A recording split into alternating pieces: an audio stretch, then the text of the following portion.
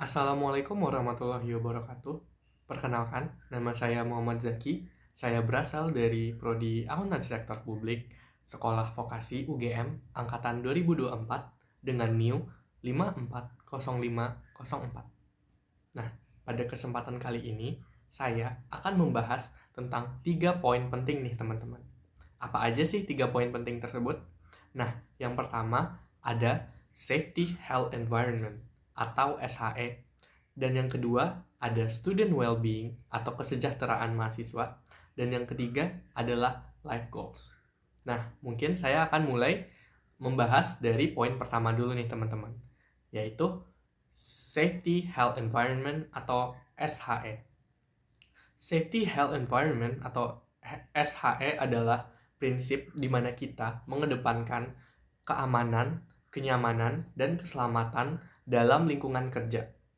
Nah, untuk kasus mahasiswa, lingkungan kerja di sini bisa kita kaitkan dengan lingkungan belajar kita. Nah, mengapa sih SHE atau Safety Health Environment itu penting? Nah, kita sebagai mahasiswa tentu adanya yang namanya praktikum nih teman-teman. Apalagi buat teman-teman yang lingkup kuliahnya itu tentang eksak nih teman-teman. Pasti banyak banget mengikuti yang namanya praktikum. Nah, disinilah fungsi dari SHE tadi nih teman-teman.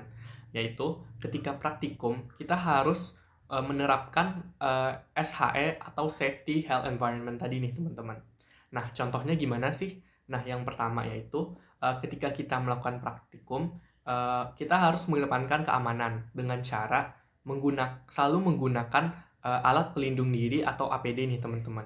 Jadi buat teman-teman yang melakukan praktikum bisa menyiapkan APD mungkin seperti sarung tangan, pelindung wajah, helm, dan lain-lain.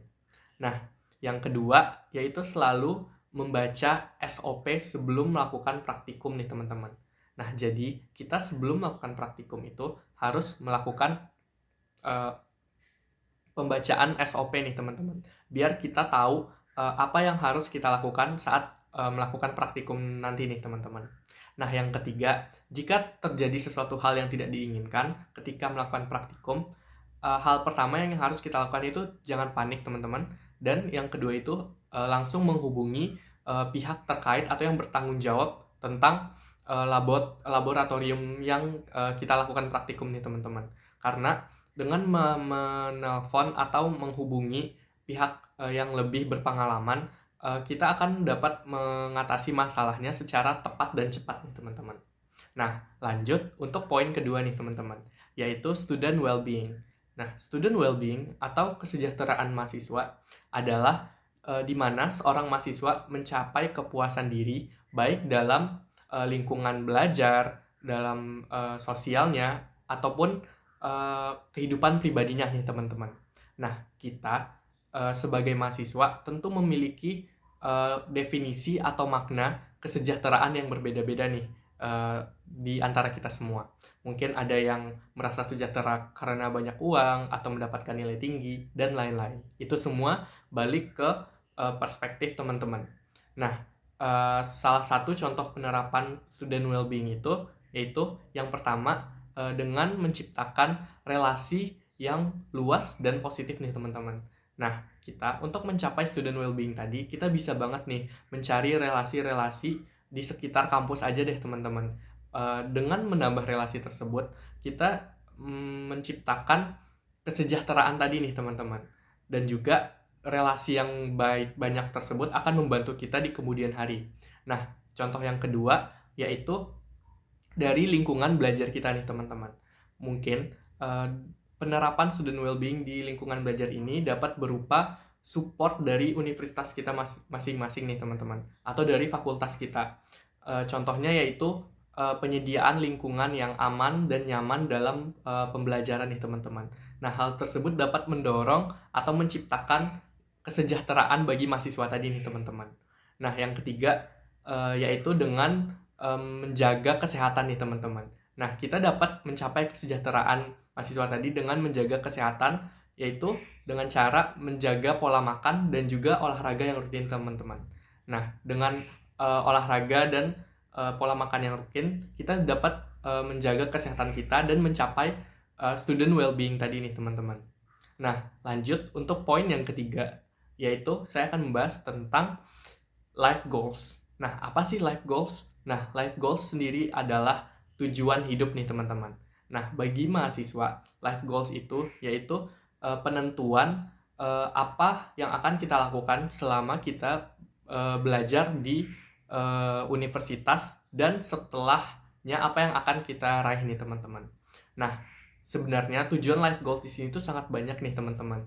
Nah, yang pertama itu agar kita dapat mengetahui jalan karir yang akan kita ambil di kemudian hari setelah kita lulus nih teman-teman. Nah, buat teman-teman, pembentukan life goals tadi itu sangat membantu kita dalam menentukan karir apa yang kita ambil di kemudian hari setelah kita lulus nih teman-teman. Mungkin kita ingin menjadi dokter, maka kita akan menetapkan bagaimana cara kita menjadi dokter di kemudian hari nih teman-teman. Nah, yang kedua yaitu kita harus menata jadwal kita ketika kita melakukan kegiatan kuliah nih teman-teman.